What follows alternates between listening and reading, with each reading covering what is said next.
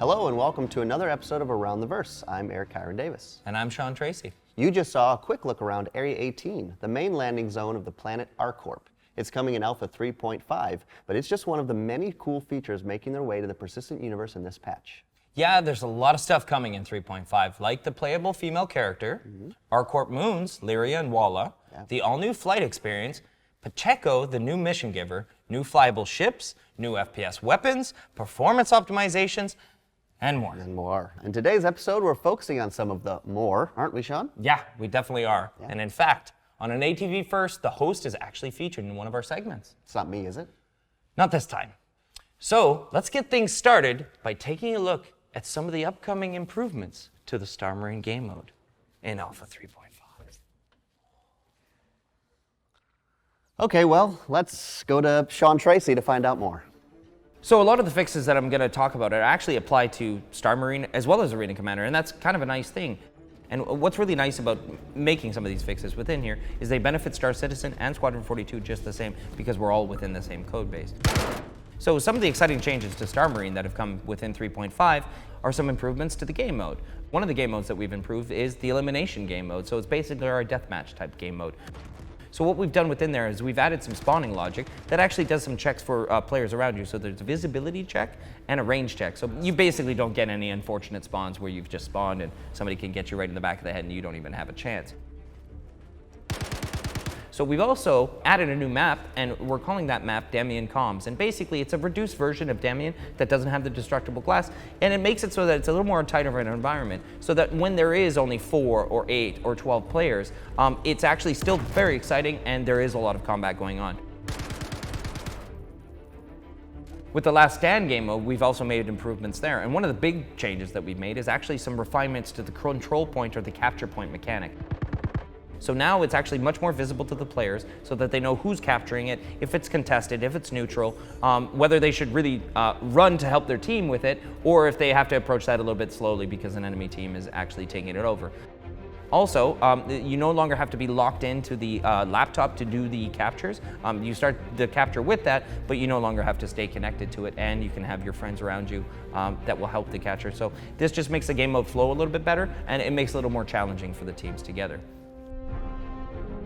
One of the main intents with some of the updates within Arena Commander and Star Marine were to make kills a little more rewarding and a little more feedback for those kills. So actually over the last couple of releases, we've had a couple things broken within our UI, so it had to do with kill notifications and scoring. All the kill notifications are unified between Arena Commander and Star Marine now, as well as the scoring mechanics. So it's all very clear exactly what you're getting a score for when you've killed a guy. And then additionally to that point, we had an interesting bug that every time somebody would be killed, they would go T-pose for a few frames and then ragdoll. Now, this made kills really unrewarding, and you actually didn't know if you got the guy. So we've completely fixed that, and it definitely makes kills a little more rewarding. So really excited to roll these updates out to you guys. I better get back to hosting though, so see you in a bit. Welcome back. Thanks, buddy. Let's hope that's the last time you have to do that. Yeah, I hope so. What's next? Well, Alpha 3.5 isn't just new places to go and new ships to fly. There's also an extension to the missions and perils available to players throughout the Stanton system. Well, anything that adds more gameplay is an exciting proposition, so here's Luke Presley with more. The gameplay features we've been working on for the next coming releases are mostly to do with the lore system and expanding that. What this means is that we'll have kind of content spread out throughout Stanton a lot more evenly than was currently the case. Like mostly you'd find the majority of missions in Crusader, but from now on, like the lore, they chase you everywhere. And you'll be finding missions in those locations too. We are kind of moving the wanted levels up so that level 1 is where you start getting attacked for committing crimes rather than where it is now. At that point, you'll start to get security forces kind of interdicting you, and then if you keep misbehaving, the advocacy will turn up, and finally the Navy will turn up kind of in a hammerhead and various other ships. There are bounty hunters out after you as well, so they'll start appearing at certain levels. It's going to be a lot of fun for the players. We can't let them get away. What we're going to do now, bounty missions you'll be coming up against, like You'll have the intro mission as usual, then you'll have easy, medium, hard kind of missions. Hard missions where you may have to team up with people to take down the target because it's a big ship. We have a new mission giver for 3.5. She's found on ArcCorp and her name's Twitch Pacheco. I'm Tisha Pacheco, but people call me Twitch. Our focus is always on trying to make, rather than just making one mission, making like missions that play together. It's always more fun when players meet. Now obviously you don't want to always throw them together because certain players don't like PvP, but where there's a chance of PvP, players come away with, stories rather than just, I fought the AI, I picked up a box and moved on. The other thing we've been working on is making sure that all the content that you find in Crusader is also found in Hurston and ArcCorp. Missions like Missing Person and anything that used a derelict only worked in Crusader. We've had to do a lot of making the mission more modular and scalable. Now what we do is we just kind of tag up the wrecks for derelicts, and then the mission system finds them wherever we put them and can make a mission there. Well, it looks like there are some fun times ahead for the persistent universe, but we're not done yet. That's right. So one of the things I'm most excited about is the new facial customization feature. It's been awesome seeing everyone in the PTU creating really unique faces that represent their characters much more effectively. This feels like a lead up to a segment. Your ATV foo is strong, Eric. Guess who's in this one? It's you, isn't it? 2-in-1 show, baby. Let's throw it over to Technical Director of Content and handsomest developer at CIG, second handsomest developer at CIG, Sean Tracy. Nice, first try. All right, so what I want to show you guys today is our facial customization system, and it's actually not just for you guys, the players, but the developers also use this to propagate all the hundreds of thousands of NPCs that we need to put all over the universe. So I'll just show you in the editor here. Let's go ahead and get started. So here we are on ArcCorp in Area 18, and you guys will get access to this in 3.5. So what I wanted to show you real quick was how our designers actually work with this facial customization system. And generally, this is going to be rolled out on all the NPCs in 3.5, and we've slowly been doing it kind of behind the scenes. As the system was a lot more involved than just kind of getting a player customization kind of system, it was an entire conversion of our facial animation system as well as the facial rigging system. And right now, this is the mass average of every single head that we have in the engine right now. So this is the Protoss male all the way across. So this is what we start with. Now, from here, we have a whole ton of different heads that are actually contained in this.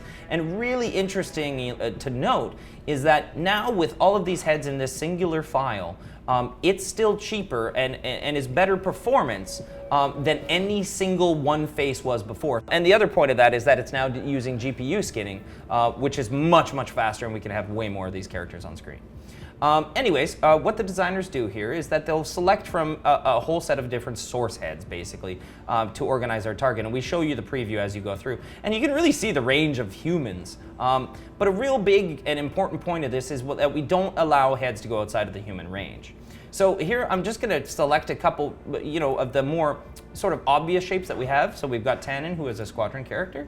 Then we have a Navigator, who is also from Squadron, who's got some pretty obvious sort of features. And then maybe use this gunnery guy here, our gunnery officer, who has some really, really obvious ears and a really, really pronounced nasal fold there. So now that we've actually selected them, you've seen that it's just gone back to the average. But what I'll do is I'll set a little bit of blend for every one of those heads. So first I bring some Tannen in, and he's the only one in here, so he's the most blend. So let's say we want sort of 25% of Tannen, and then we want 75% of the Navigator. So you can see we've kind of got an amalgamation of the two. But if we go back to 0% and we go 100% Tannen, and then let's say 100% gunnery officer, we're about a 50-50 blend, so it takes a weighted average between the two. But you can see that it's such a dramatic shift in a lot of cases going towards these different heads. Now, these aren't just blend shapes that we get a different shape. They're actually whole different rigs that are being blended in between that keep their own corrective blend shapes. And what that means is that all of the animation stays together. So here I've got some Eckhart animations that I can play just from the PU. And as these play, I can even blend while he's playing. So he's talking away, and I can give him a little more Tannen, We can switch over to that look, and sticky lips continues to work, all the wrinkle maps continue to work, all the corrective blend shapes continue to work, all our tangent updates continue to work, and these were the challenges to retain that really, the likeness fidelity that we got from these facial rigs, whilst giving you some sort of customization within it, but not sacrificing on the quality, because we're gonna have DNA heads basically talking to these T0 heads. So I keep blending in between them, and we can do it now at a simple level like I'm doing right now, just these 4 blends, or these 3 blends between these heads, or we can get into the actual per region sort of features, and we got 12 different regions if we think of them in asymmetrical ways. Right now I'm operating in symmetry, so a good example is like we might take the ears from the gunnery officer. So I really like the ear, for example, of that gunnery officer. And I'll take away tannins, and I'll take away the navigators. So you see that we end up with a full blend of what that ear looks like. Or we could go to tannins ears, 100%, and take this one away. And one of the things to note is that even the position is changing. And this is not something that you'll typically do in these kind of customization systems. You'll try to get some landmarks like the eyes or the nose, or especially the ear positions, because you want to make attachments around them. But what we've done is we've also made updates to attachment system. So those also update in suit. On top of this, we could do some randomization within here. So these are just really, really small random sort of things that we can do to these particular heads. Now, this isn't just for males. So this is called the Protoss female. So let me just get in here a little bit so you can see this in action. So she's actually playing one of Pacheco's animations right now. So that's a new mission giver that you'll see in Area 18. Okay, so in terms of performance and how this all works in multiplayer is, you as the client will customize, and maybe us as developers will make a whole bunch of heads, but we can't store these all just as their models or just as the rigs. It would be far too large. So Ivo Hertzeg and Sylvan came up with a really great way to basically save what we call the face customization matrix to represent this. And basically what it is, it's like a set of instructions that gets sent to the client, or the remote client rather, to be able to rebuild these particular faces. It has all that information and all those blends that I was talking about. So let's stare into the matrix real quick and show you what that actually looks like in terms of a data set. So here's that set of rules basically that gets sent between the clients, and that's all it is. That's actually not that much memory, and it's a far less data than textures or rigs or anything like that. And really, for us, the longer you work with it, the less you sort of see the RAM, and more you kind of just see blonde, you see brunette, you see redhead, within that matrix. But anyways, let's go ahead and show you what this looks like for players in the player-facing character customizer in the client. Okay, so here we are in the client, and as you click Universe, if you haven't created a character yet, you're presented with our brand new character customization interface, and here you select your gender, so you either select a male or a female. So we're gonna go ahead and select the female here. And just as in the editor, we have a sort of simple blend or an advanced blend. Now, not to go too much more into detail on that, you pick some source heads, and then you remove other source heads, and then you start blending between them. So here I've just a 100% blend of that given head, and you can see we can cycle through, and you can select ones. And if you're happy at that point, you can just click accept and go ahead and jump into the verse right away. But we wanted to give you guys the ability, of course, to blend.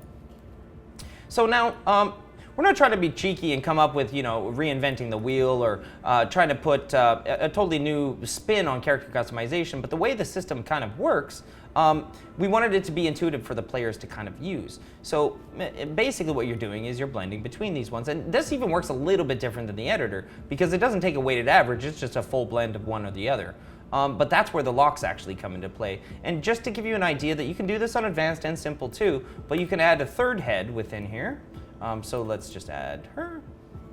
And now we can actually blend between all three. But as you can see, those first two heads are actually being removed or added to equally. So what I can do is actually lock that so that I want to keep that a 42.1% blend, and now I can sort of juggle the other ones within there. And you can see that our results are a little bit different. So if you basically get to a place that you want it to be, you can lock that up and then start blending the other areas. So we'll go ahead and we'll remove these. And now we'll move into the advanced mode, and that's kind of the same idea, where you've actually added a source head. And how I like to work with this is maybe I'll select a different region, so let's say ears, and I'll start cycling through these different heads and all the different ears that we have access to with those different heads. So you can see that that's switching up. So again, you could take that as a whole if you want, or you can take it in part. So there's the ears. Maybe we could do this with the nose real quick. And we'll just sort of change the profile here a little bit just to give you an idea of the different ranges that you have access to. So again, a lot of people have different noses. And what's the really important thing about this system is, again, we could have given you this sort of big, small, kind of really typical character sliders. But what we wanted to keep it in the range of actual humans. And it all comes from our pool of assets that we've scanned and done a lot of work on. So as you can see, we might be able to blend, this kind of nose here, and then we'll add another source head here, and we'll just sort of blend in between the two of them. So then the next step is idonomy. Now, I didn't even know what this word meant. And one of our designers explained it to me that basically anatomy is everything on the inside and idonomy is everything on the outside. So things on the outside are things like skin tone, as you can see, and we just select different skin tones here. So here, I'll just do a quick cycle through as you guys can explore this as you get access to this in 3.5. So I kind of like this skin tone here. And what we'll do is we'll change the eye color. Maybe we'll make it something a little more exotic. Hey, we could go purple if we want. That's a little bit too out there. Let's try a little bit light and sort of sky kind of blue here. Then we can change the hair. And one of the things to note is that the hair used to be male and used to be female. And we've actually unified this and put a system behind it so that we know which geometry and which attachment to select. So now there's actually basically unisex hairstyles. So everybody can share their hair for better or for worse. So let's see, we've got one here. I kind of like this one. So this is looking pretty good. Now the next step is just some hair color. And we've got some pretty nice hair colors in here. I kind of like this kind of bluey purple one. This is nice, real exotic kind of look. And again, if you're not satisfied, you can always go back to advanced or even back to simple, but you'll get a quick warning that it's saying that anything that I've done basically within the advanced section might get clobbered as I move back to simple. So there we go, and we've got a nice resulting face. So in the end, you can go to review, and you get to review your character. And once you're ready, click accept and jump in the verse. So really excited to hear some feedback on you guys. This is a data-driven system, so as we add more facial heads or even facial features for given heads into the pool, you'll have access to them. And as we add more things to idonomy, so like beards or earrings or anything like that, you'll see these additions as we go. So look forward to seeing what you guys create, and see you in the verse.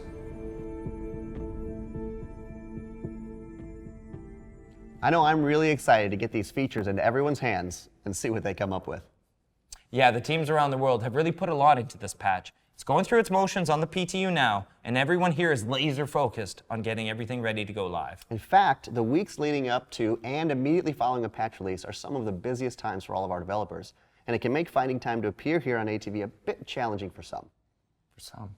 Try doing some segments in one show and hosting. No thanks, I'll leave that to you. To talk to us about some of the challenges, how they've affected ATV in the past, and how we're addressing them going forward, here's Jared Huckabee. Our developers are constantly busy, so getting time to sit down with them and pick their brains and show off their work isn't always the easiest thing. Since we've moved development to a quarterly release schedule, it's been harder in the last year to pull developers away from their work. Now, most love to be on the show, that's not the issue, but the work still has to be their priority. Still, we try to bring backers inside the development process in ways that no other studio would dare attempt. These days, development's firing on all thrusters. The public roadmap is in place, and ATV is about showing you what's coming in the next quarter, discussing our development, and getting down and dirty into how we tackle the massive effort that is Star Citizen. Now, along with this, you may have noticed the first couple episodes of any quarter are a bit lighter than everyone would like, so let's talk about this. Since switching to a quarterly release schedule, the first 2 to 3 weeks for a developer after every end of quarter published is generally spent planning and reevaluating. That means lots of meetings, lots of spreadsheets, and lots of adjusting development schedules for the next quarter based on how the last quarter went. For ATV, episodes during those weeks suffer, and we don't like putting out content that doesn't meet your expectations, or even our own. So for next quarter, we're going to try something a bit different and take a short 3-week publishing hiatus immediately after 3.5 goes live. So this isn't going to be less work for us. But our thinking here is that we can give our devs a break from us after the end of every quarter, so that they can focus on the real reasons they're here, to make the game we all want. As it's said, the only constant in game development is change. So we're going to try this next change in April and see if we can't make things more efficient for our developers and create better content for you. Now, that doesn't mean returning to the 45-minute-long episodes that almost killed our development team in 2017. Cue the Spectrum threads. But still, delivering ATVs that will educate and inform in the ways that we'd like them to. Because we think Star Citizen is worth it. And we know our backers are. With that, see you around the verse. That just about does it for us this week. Did we miss anything? Actually, Sean, I may not have been featured in 2 segments this week, but I am appearing at WonderCon this weekend. Come by at 11 a.m. on Saturday in room 211. Oh, that's pretty cool. Those are always a lot of fun. Yeah. So if there are any backers in attendance this weekend, go give Eric a hug and tell him how much you love Sean Tracy. I'm not quite sure how to respond to that. You just agree. Yeah, I agree then. Yeah.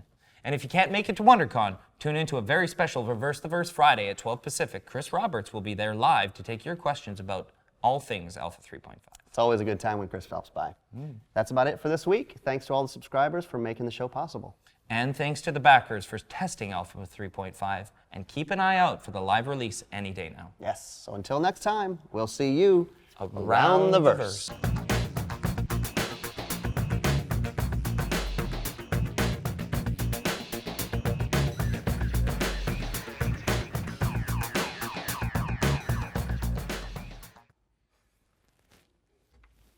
Was that stupid?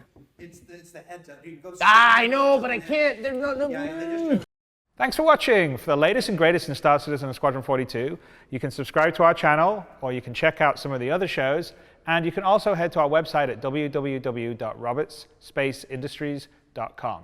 Thank you very much for watching.